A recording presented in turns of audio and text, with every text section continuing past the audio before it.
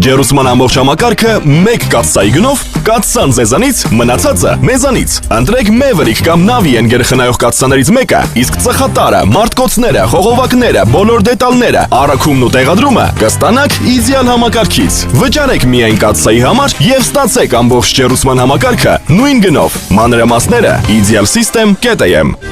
Իդեալ համակարգ 29 տարի դեպի կատարելություն։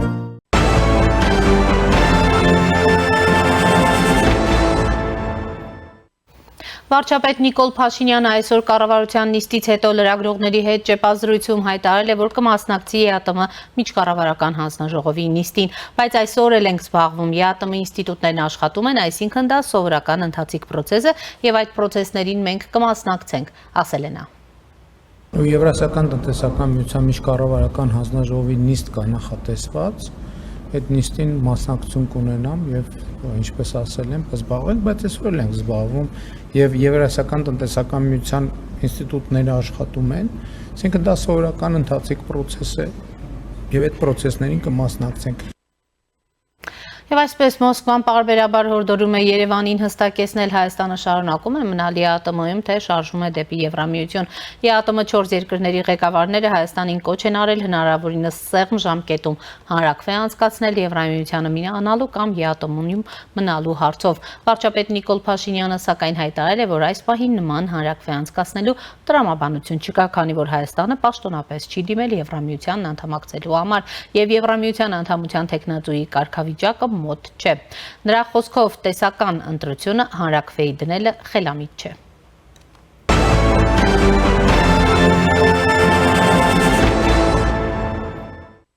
Հունիսի 17-ից 25-ը Հայաստանում անց է կացվում ամենամյա դարձած արծիվ գործընկեր 26 թվականի զորավարժությունները։ Զորավարժությանը մասնակցում են Հայաստանի զինված ուժերի խաղաղապահ բրիգադի 250 մասնակից, Եվրոպայում եւ Աֆրիկայում ԱՄՆ ցամաքային զորքերի ու Կանզասի ազգային գվարդիայի 58 մասնակից, Ֆրանսիայի 24 մասնակից, Հունաստանի 11 մասնակից զինված ուժերի զինծառայողներից հայտնում է Հայաստանի պաշտպանության նախարարությունը։ Հաղորդվում է, որ զորավարժության ընթացքում կանցկացվեն պահ առաջադրանքների նախապատրաստական ու իրականացման վարժանքներ։ Պաշտպանության նախարարության փոխանցման արծիվ գործընկեր 26 զորավարժության նպատակն է բարձրացնել միջազգային խաղաղապահ առաքելությունների մասնակցող ստորաբաժանման փոխգործակցության մակարդակը խաղաղապահ գործողությունների շրջանակում, իրականացնել կառավարման ու մարտավարական հաղորդակցման լավագույն փորձի փոխանակում, ինչպես նաև ամրապնդել Հայաստանի զինված ուժերի խաղաղապահ ստորաբաժանման պատրաստվածությունը։ Հիշեցնենք, նախորդ 25 թվականին անցկացված արծիվ գործընկեր 25 հայ-ամերիկյան համատեղ զորավարժություններ։ Այս անգամ աշխարհագրությունը ընդլայնվել է, ներառելով Ֆրանսիային եւ Հունաստանին։ Արծիվ գործընկեր զորավարժությունն արդեն 3-րդ տարին է անընդմեջ անց է կացվում Հայաստանի Հանրապետությունում։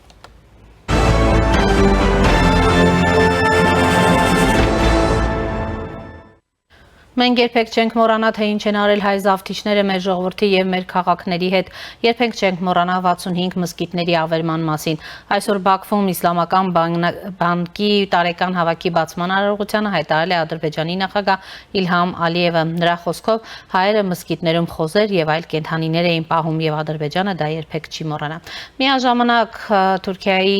արտաքին գործերի նախարար Հական Ֆիդանն է հայտարարություն արել, թե Թուրքիայի իշխանությունները պատրաստ են Հայաստանի հետ հարաբերությունների կարգավորմանը, եթե դրա համար անհրաժեշտ պայմաններ ստեղծվեն։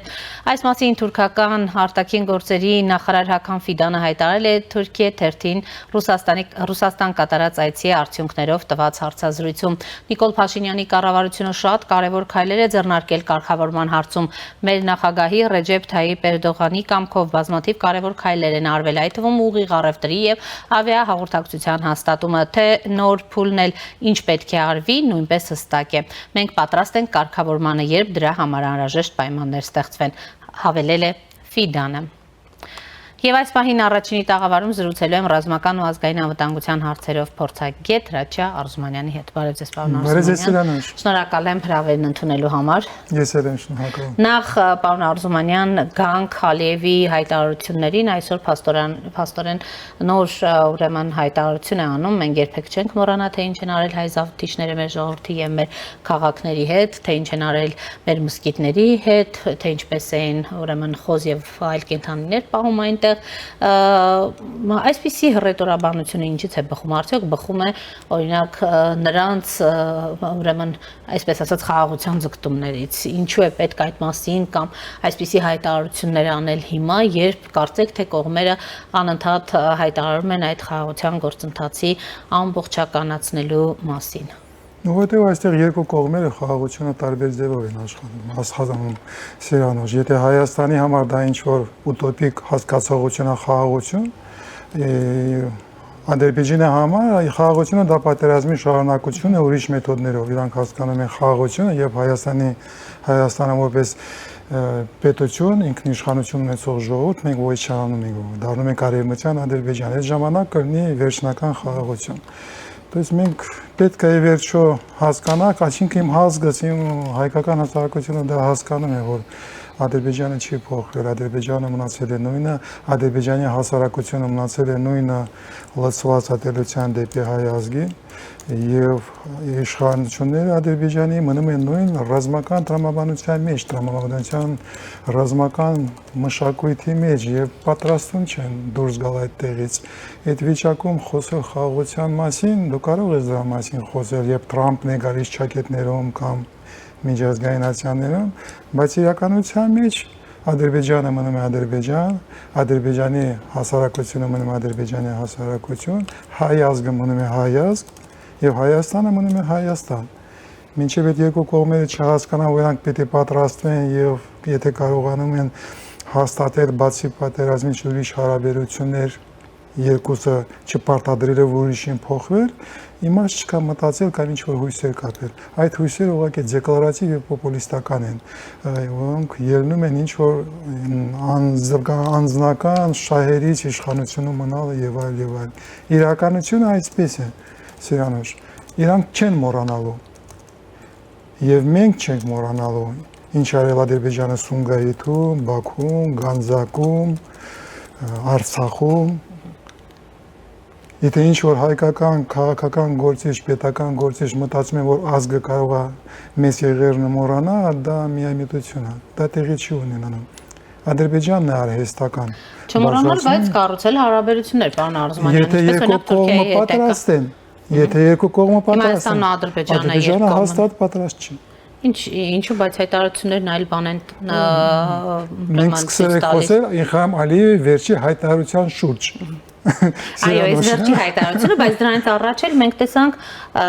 տեղի ունեցավ կարևոր հանդիպում Հայաստանի Հանրապետությունում։ Թրամփի համար, Եվրոմիության համար այդ խոսքերը կարող են ասել, բայց նորից եմ կրկնում, թուրքը մնալու է թուրք, հայը մնալու է հայ, Հայաստանը մնալու է Հայաստան, ազերիները իրաց նորակառույց Ադրբեջանով, որը կարող է դառնա հյուսիսային Ադրբեջանի մաս մի օր,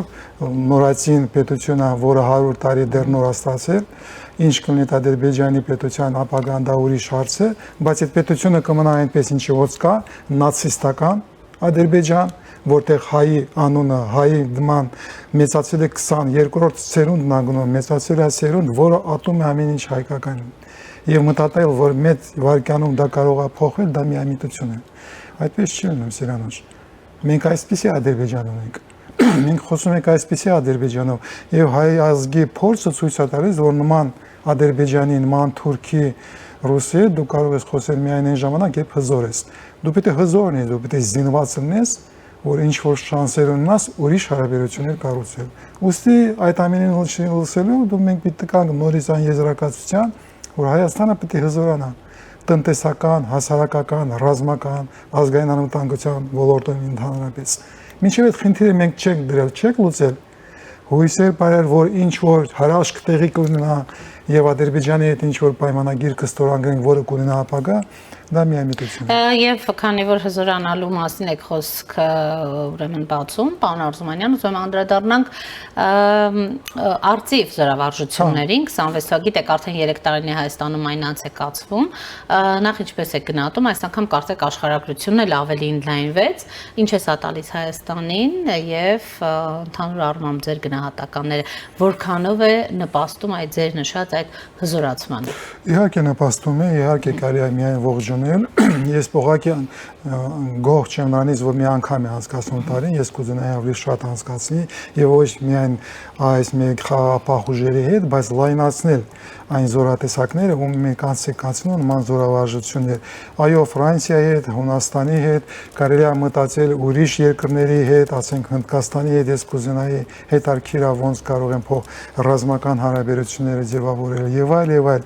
Ես ուստի վերաբերում եմ որպես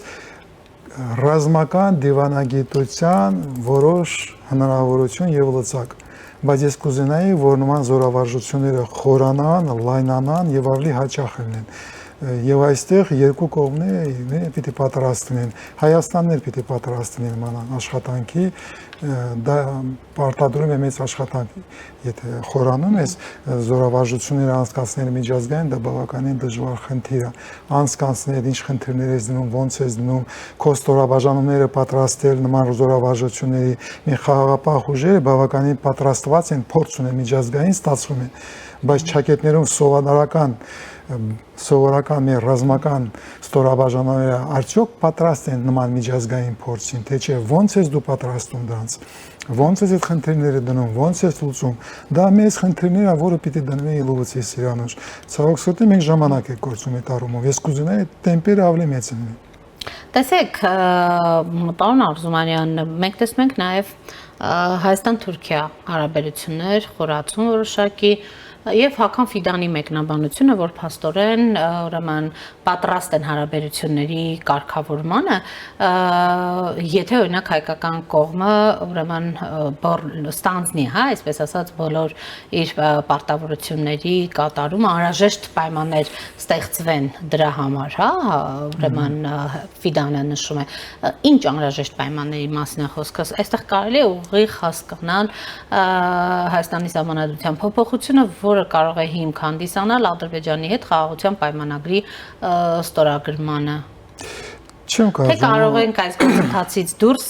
հարաբերությունների շատ կոնկրետ խորացման։ Ուղղակի թուրքական դիվանագիտությունը ավելի հմուտ է եւ ունի ավանդություն եւ ժամանակ, անցած ճանապարհ, ինքը ավելի հմուտ է եւ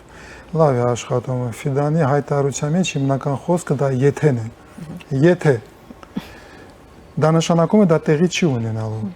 Թուրքական կողմը միշտ դնելու է նոր ու նոր պայմաններ։ Երբ դու կատարես այս պայմանները, ծնվելու են նոր պայմաններ։ Մենք այդպես ոչ պարկեշ ջեով Իլխամ կողմից եք տեսնում, եթե իր մոտ ոնց է ձևավորում, ինքը մի քիչ խուլիգանի, ոնց ասեմ, տենց հայտարարում է միանգամից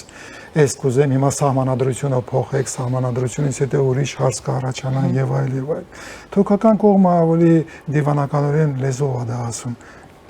Մինչև չլուծվեն խորքային հարցերը, մտածել, որ հայ-թուրքական հարաբերությունները կարող են ձևավորվել ուրիշ մակարդակի վրա, դա մի քիչ ներեցեք միայնատություն է։ Հայաստանի եւ Թուրքիայի միջև կան խորքային հարցեր։ Երբ հայկական կողմը փորձում է այդ հարցերը գրաղներ, ասել մեծ եղերնի հարցը չկա, թուրքական Ադրբեջանի ագրեսիան Հայաստանի դեմ չկա, Արցախի հայության ոչնչացումը, Արցախի ոչնչացումը տեղի չունեցել չկա, Արևմտյան Հայաստանի խնդրեմը հանում եք, Արարատ սարն եք հանում, մտածել, որ այդ ճանապարհի վրա զիջելով քո ինքնության հիմքերը դու կարող ես հասնել պայմանագրի Թուրքի հետ, դա միամիտություն է կամ ազգի խաբություն է։ Դա տեղի չի ունենալու։ Թուրքի հետ եւ Թուրք-Ադրբեջանը ազերիները նույն ազգն են այս առումով, միայն մի լուծում կա։ Դու պիտի այնքան հզորանաս, որ թուրքերը, ռուսները հասկանան, որ Հայաստանի հետ կռվել անհնար է։ Պետք է Հայաստանի հետ սկսել խոսալ։ Մինչև այդ դու խնդիրը չես լուծել, Սիրանուշ, դու կունենես հրադադար, որը Թուրքիայի հետ շարունակում է 91 թվականից, երբ իրանք բլոկադա մտցրեցին, հրադադար Թուրքիայի հետ է, հրադադար Ադրբեջանի հետ է, հրադադար Ռուսաստանի Դաշնության հետ է։ Մնացածների երկրորդական ուժային կենտրոններ ամեն չտակ։ Այսպես է իրականությունը, եւ այս իրականությունը կամ ընդունում ես եւ սկսում ես հզորանալ, կառուցել քո երկիրը, կամ մնում ես ֆանտազիաների մեջ սպասելով, որ այս անգամ այս մեկն անեմ, մեծ աղան կգա կստորագրի եւ կլինի երջանկություն, չի լինելու, չի ստորագրելու, Ստորագրի դա կլինի մեծ եղերնի շարունակությունը, պետք չէ խաբվել։ Մեկ մեծ եղերնով նորից անցել է 20-23 թվականների Արցախում։ Թուրքը չի փոխվել, ռուսը չի փոխվել, նորից եմ կրկնում երրորդ անգամ այսօր, հայը չի փոխվելու։ Կարող է ձևերը փոխվել 21 տարի ադապտացիա տեղի ունենա, հարմարվամ տեղի ունենա, բայց հայը մնում է հայ, իր Արարատով, իր Անիով, իր Երևանով, իր Արցախով։ Մտածել որ դու կարող ես ման բաներ փոխել, դա միամիտություն է Սիրանուշ։ Պարոն Արզումանյան, ինչպես է գնահատում օրինակ հայ-ռուսական հարաբերությունները, նախորդ անգամ երբ զրուցում էինք, դարձյալ դեռ չկար օրինակ Ռուսաստանի շնորհավորանքը, այսօր ընտրություններից 10 օր անցել ռուսական կողմից չկա շնորհավորանք, բայց վարչապետ Նիկոլ Փաշինյանը այսօր շաբաթ-զրույցում հայտարարեց, որ կմասնակցի ԵԱՏՄ միջկառավարական հանձնաժողովի նիստին, ընթացիկ process է, այդ process-ներին մենք միշտ էլ մասնակցում ենք, հայտարարեց վարչապետ Փաշինյանը։ Ի վերջո այդ հարաբերություններում որոշակի փոփոխություն կլինի, թե ոչ, նկատի ունեմ արկասառույցը կհալվի, թե ոչ, անգամ եթե այդ շնորհավորանքը տեղի էլ չունենա, թե ինչ որ կետից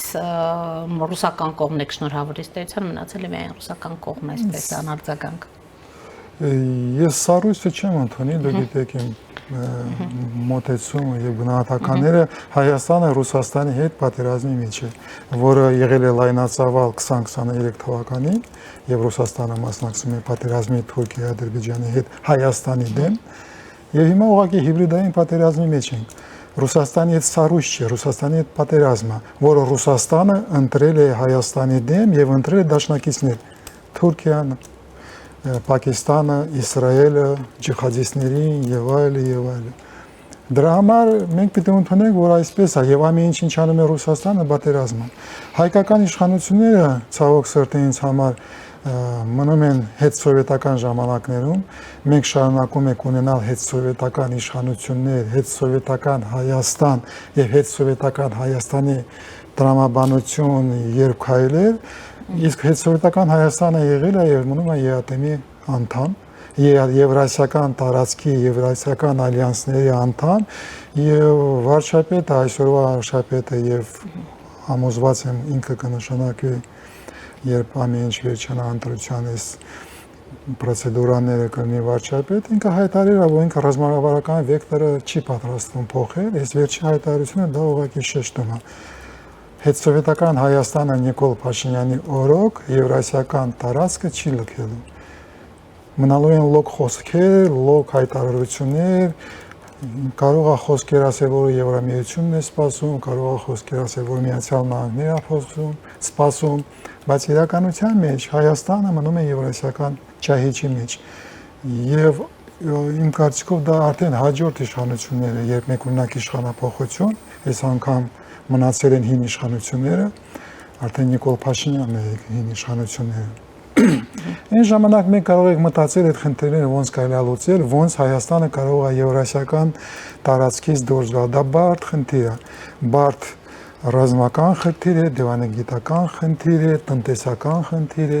բայց այդ խնդիրները բոլորը դու պարտավոր ես դնել ու լուծել, որովհետև հետսովետական ժամանակները վերջացել են։ Եվ հետսովետական տրամաբանությունը, հետսովետական մոտեցումը, պետականությունը եւ իշխանությունը կառուցել, դա վերջացել են։ Եվ դա ոչ թե Հայաստանի ցանկությունն է կամ մոտեցումն է, դա ուղղակի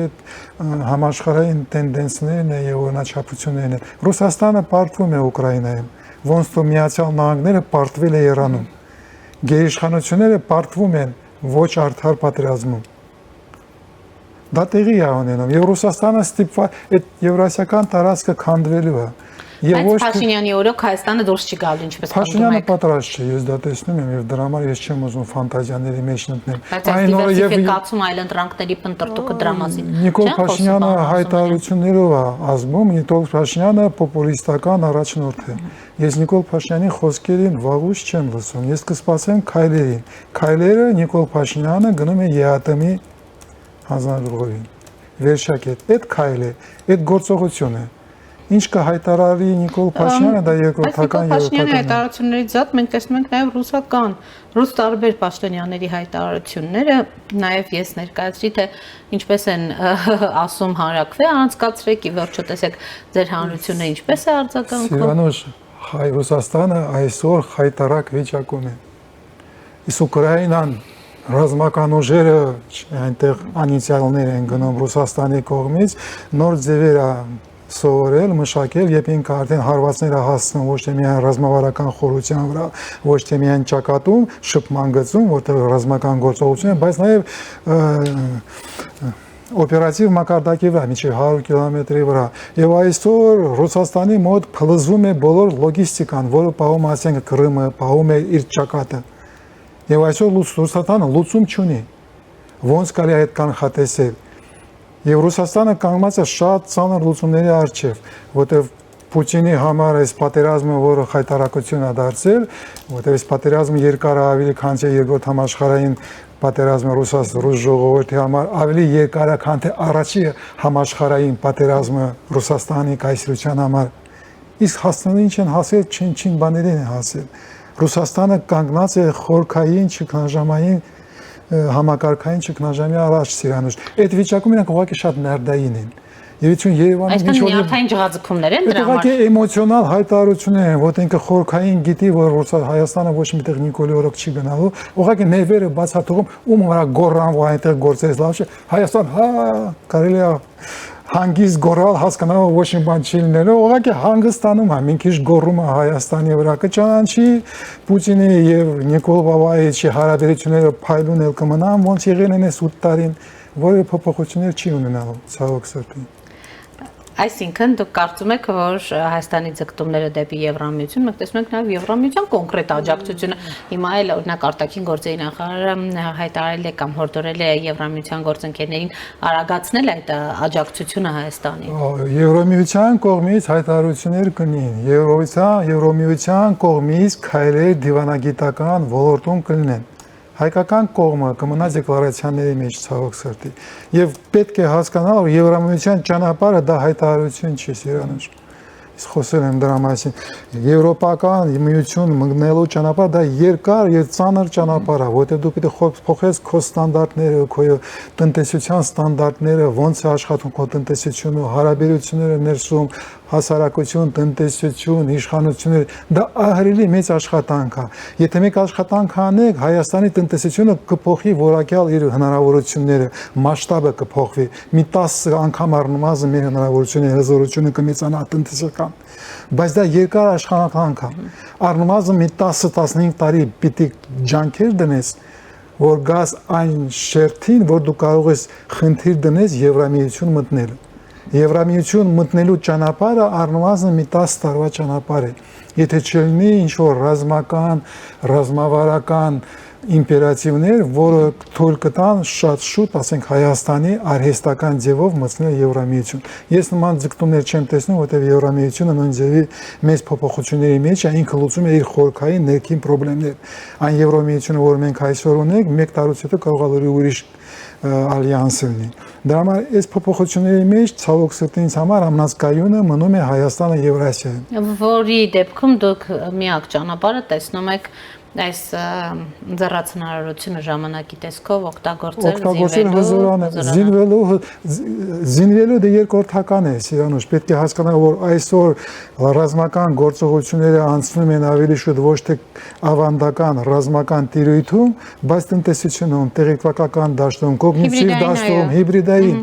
Դու պետք է այդ ամեն ինչին պատրաստվես։